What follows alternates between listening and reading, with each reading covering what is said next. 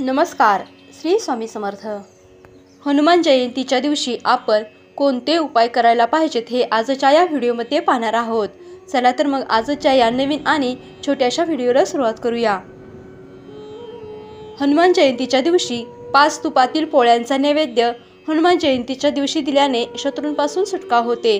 त्याचप्रमाणे व्यापारात मोठी भरभराट व्हावी यासाठी हनुमान जयंतीच्या दिवशी लाल रंगाचे लंगोट हनुमानाला चढवावे. हनुमान मंदिरात जाऊन दर्शन घ्यावे.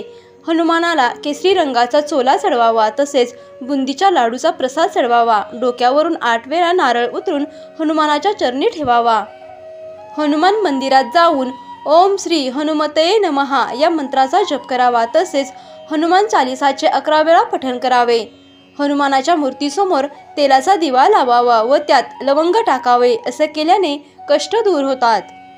हनुमान जयंतीला हनुमानाच्या मूर्तीला गुलाब माळा चढवाव्यात. त्याचप्रमाणे एका नारळावरती स्वस्तिक काढून हनुमानाला अर्पण करावे. असं केल्यामुळे जीवनात जो कठीण काळ सुरू असेल तो नष्ट होईल. तुम्हाला पैशाची चणचण जाणवत असेल तर एखाद्या पिंपळाच्या झाडाची पाने तोडून त्याच्यावरती श्रीराम लिहून हनुमानाला अर्पण करावीत. हनुमानाला पानाचा विडा अर्पण करावा.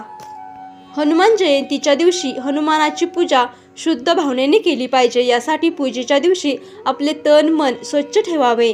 मनात कुठलेही वाईट विचार आणू नका. हनुमान जयंतीच्या दिवशी हनुमानाला रुईच्या पानाची माळ अवश्य घालावी. हनुमान जयंतीच्या दिवशी आपल्याला हनुमानाला सेंदूर अर्पण करायचा आहे. सेंदूर हा हनुमानाला अतिशय प्रिय आहे.